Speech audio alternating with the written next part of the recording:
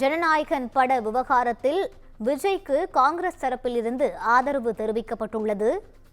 முக்கிய செய்தியாக பார்த்து வருகிறோம். ஜனநாயகன் படத்தை ரிலீஸ் செய்ய விடாமல் சென்சார் போர்டு மூலம் பிரதமர் மோடி தடுப்பதாக பிரவீன் சக்கரவர்த்தி குற்றம் சாட்டியுள்ளார். ஜனநாயகனை ஒடுக்குவதன் மூலம் தமிழர்களை மீண்டும் பிரதமர் மோடி அவமானப்படுத்தியுள்ளதாகவும் காங்கிரஸ் வியூக வகுப்பாளரான பிரவீன் சக்கரவர்த்தி தனது எக்ஸ் பக்கத்தில் குறிப்பிட்டுள்ளார். மெர்சல் பட விவகாரத்தின் போது ராகுல் காந்தியின் பதிவை மேற்கோள் காட்டி அவரது வியூக வகுப்பாளர் பிரவீன் சக்கரவர்த்தி இந்த பதிவை தனது எக்ஸ் பக்கத்தில் குறிப்பிட்டுள்ளார். முக்கிய செய்தியாக பார்த்து வருகிறோம். இது குறித்த கூடுதல் விவரங்களை வழங்குவதற்காக எமது செய்தியாளர் சிவகுமார் இணைப்பில் இருக்கிறார். வணக்கம் சிவகுமார், கூடுதல் விவரங்களை பகிரலாம்.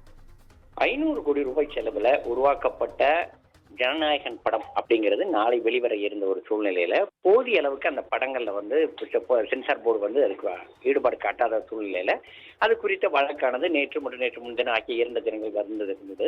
இதுல சென்சார் போர்டு தரப்புல ஏற்கனவே UA அப்படிங்கிற சர்டிபிகேட் கொடுத்திருந்த நிலையில நேற்று முன்தினம் அந்த சர்டிபிகேட்டை திரும்ப வாங்கிக்கிட்டாங்க. இதனால 9ஆம் தேதி அந்த படம் ரிலீஸ் ஆகிற இருந்த சூழ்நிலையில அந்த படமானது பின்தங்கிச்சு.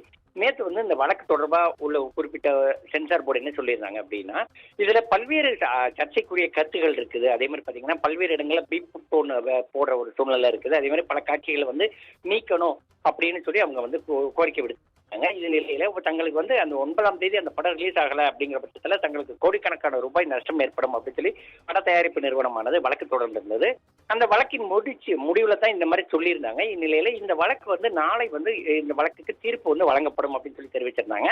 ஏற்கனவே சென்சார் போர்டு தரப்ப என்ன சொல்லியிருந்தாங்கன்னா, இந்த சர்டிபிகேட் கொடுக்கறதுக்கு எங்களுக்கு 4 வாரம் டைம் வேணும் அப்படின்னு சொல்லி அவங்க கோரிக்கை விடுத்திருந்த நிலையில நாளை காலை 10 மணி அளவுல இந்த தீர்ப்பு சொல்லப்படும் அப்படின்னு சொல்லி நீதிபதி ஆஷா சொல்லியிருந்தாங்க. ஆனா இந்நிலையில இந்த படம், அதாவது தமிழக இந்தியாவை பொறுத்த மட்டும் பாத்தீங்கன்னா படங்கள் வெளிவரணும் அப்படின்னா சென்சார் சர்டிபிகேட் கண்டிப்பா முக்கியம். UA ஆகிய 3 கேட்டகரியில கொடுப்பாங்க.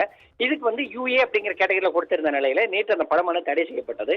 இந்நிலையில ஜனநாயகன் படத்தை ரிலீஸ் செய்ய விடாம சென்சார் போர்டு மூலம் இந்திய பிரதமர் மோடி தடுக்கிறாரு அப்படின்னு சொல்லி பிரவீன் சக்கரவர்த்தி தெரிவிச்சிருக்கிறாரு.